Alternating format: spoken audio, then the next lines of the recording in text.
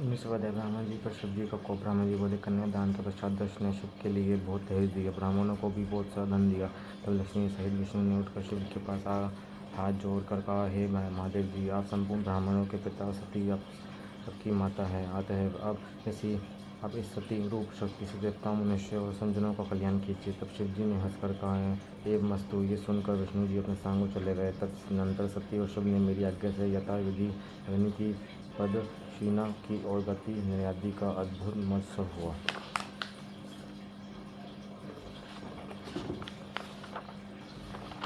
शिव की माया ने देवताओं, मनुष्य और राक्षसों सहित सारे विश्व को मोहित कर दिया। मैं भी मोहित हो गया। विवाह करते समय दक्ष की पुत्री पतिव्रता सती को देखकर मैं कामाविष्ट हो गया और उसका मुख देखने की इच्छा करने लगा, परंतु पतिव्रता सती ने लज्जा से अपना मुख ऐसा डर रखा था कि मैं देख नहीं सकता था। तब मुझे कामव्रता ने उसका मुख देखने का उपाय विचार और अग्निकुंड में बहुत सा गीला ईंधन डालकर थोड़ी सी घी की आहुति दे दी, जिससे गीले ईंधन से धुआं उत्पन्न होने लगा और अंधेरा हो गया।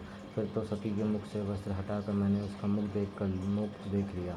मेरी इंद्रियों में विकार उत्पन्न हो गया। बर्फ के समान मेरी वीर्य की 4 बूंदी पृथ्वी पर गिर पीड़ा में शंकित हो उसे छिपाने लगा, परंतु शिव जी ने अपने दिव्य नेत्रों से मेरा वीर्य पतन देख लिया। तब उन्होंने क्रोध होकर कहा, रे पापात्मा, मुझे तूने ये क्या निधन किया। विवाह के समय मेरी स्त्री का मुख अनुरोध से देखा, क्या जानता था कि शिव को इसका पता नहीं चलेगा। अरे ब्राह्मण, त्रिलोकी में मुझसे कुछ छुपा नहीं है। जिससे तिलों में तेल व्याप्त है, वैसे ही स्थापर जंगम सबका मैं अंतर्यामी हूँ। ऐसा कहकर शिव जी ने मुझे मारने के लिए त्रिशूल उठा लिया।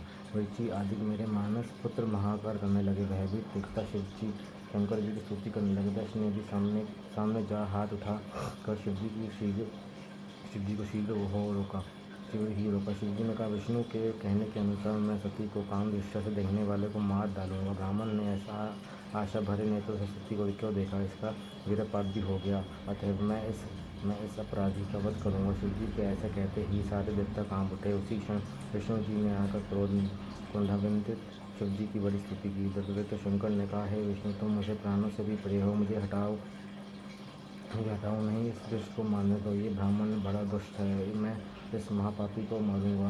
अब सृष्टि को मैं स्वयं ही रचूंगा अथवा अपने तेज से दूसरा ब्राह्मण बन लूँगा। इस पर विष्णु जी ने मुस्कुराते हुए कहा, हे ईश्वर, प्रतिज्ञा दूसरों के लिए होती है, अपने लिए नहीं। आप विचार कीजिए, यहाँ प्रतिज्ञा पूर्ण करने की बात नहीं है। हम तीनों देवता आप ही के सब रूप हैं। शिव जी ने कहा, नहीं, ये ब्राह्मण प्रत्यक्ष भिन्न है। विष्णु जी ने कहा, नहीं, ना तो ब्राह्मण अपने आप से भिन्न है और ना मैं तथा आप भी मुझसे भिन्न नहीं है। हे सर्वज्ञ, आप सब कुछ जानते हैं, परंतु इसी बहाने सबको सुनना चाहते हैं। इससे क्या होगा? क्या हम तीनों देवताओं में कुछ अंतर पड़ सकते हैं? कदापि नहीं। आप शिव ही अनंत है और स्वरूप हैं, जिससे नित्य और ज्ञाति का कुछ विशेषण नहीं है। विष्णु जी के इस प्रकार बहुत कहने पर शिव जी ने मुझे नहीं मारा और वह महादेव फिर प्रसन्न हो गए। वहाँ पर देखते हैं कि खंड का 19 अध्याय समाप्त।